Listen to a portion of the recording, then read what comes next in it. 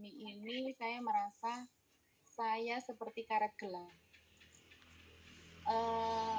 Karet gelang itu kan kita tahu ya karakteristiknya. Jadi tinggal cuman misalnya ya, cuman diameternya 5 cm begitu kecil begini kan. Tapi ketika dia harus menjadi pengikat untuk makanan yang lebar begitu, dia mampu melar kan? Jadi dia kan mampu melar. Jadi dia didorong, dipaksa untuk melebar dan bisa mengikat makanan yang besar begitu kan, bungkus makanan atau istilahnya ngareti makanan yang besar itu.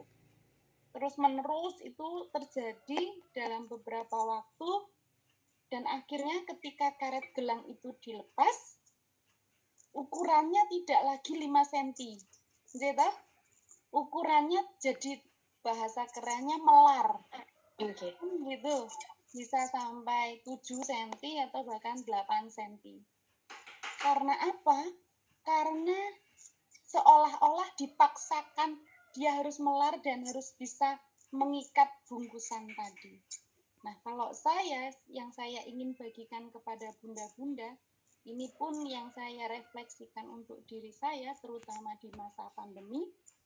Mungkin sebelum masa pandemi, saya hanya memiliki kapasitas 5 cm tadi.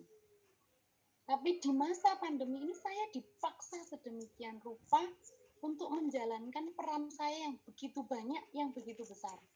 Bukan hanya sebagai seorang dosen, saya yang ngajar aja, tapi saya harus meneliti, saya harus melakukan pengabdian masyarakat, dan tak lupa titel saya yang tidak pernah lepas dari diri saya sebagai seorang ibu, itu adalah titel terbesar saya dibandingkan titel S1, S2, dan lain sebagainya.